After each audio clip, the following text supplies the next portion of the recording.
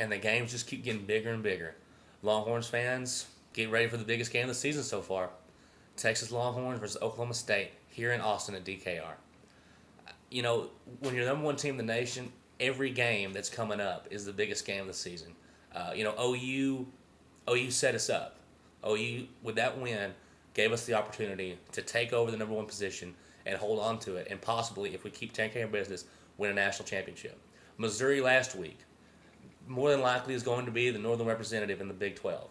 And when they came here to Austin, we didn't mess around. I heard that Missouri, the Missouri was talking about how they came out flat. I don't know how you get in that kind of atmosphere and come out flat, but you're not going to win many games like that. But Texas took care of business and won that game. Now this coming Saturday, we're playing a very good Oklahoma State team. And I've said before, you guys know, I have the utmost respect for this Oklahoma State Cowboys team. The improvement they've had this year, and also with the quarterback, Zach Robinson, who I think is one of the most underrated quarterbacks, not just in the Big 12, but in the whole nation. And, he can put on a show. He's mobile like Colt, and he's got accuracy as well. He's got a lot of speed on him.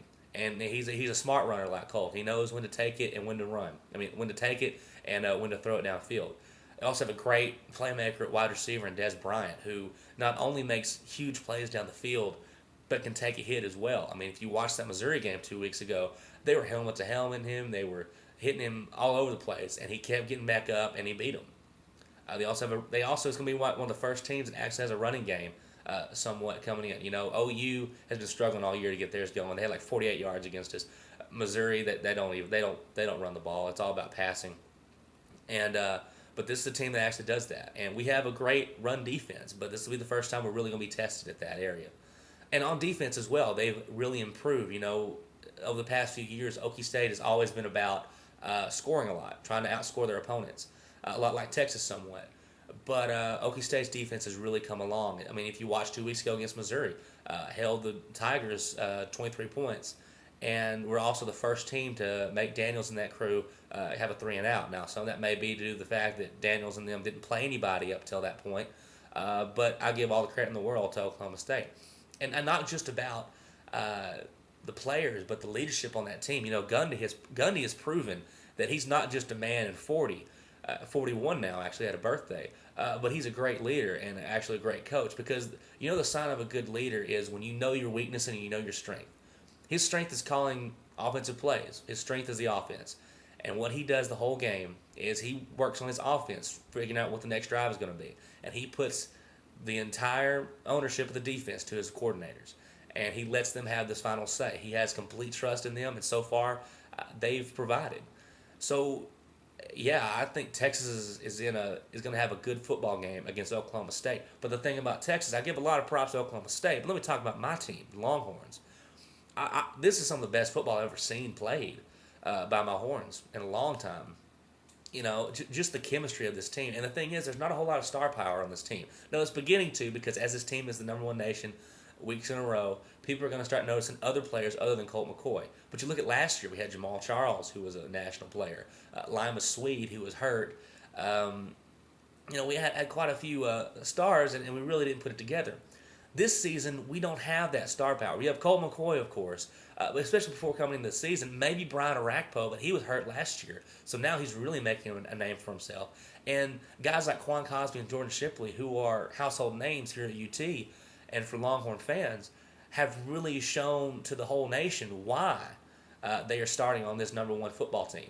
And the thing is, we've got backups at wide receiver that give me all the help, all the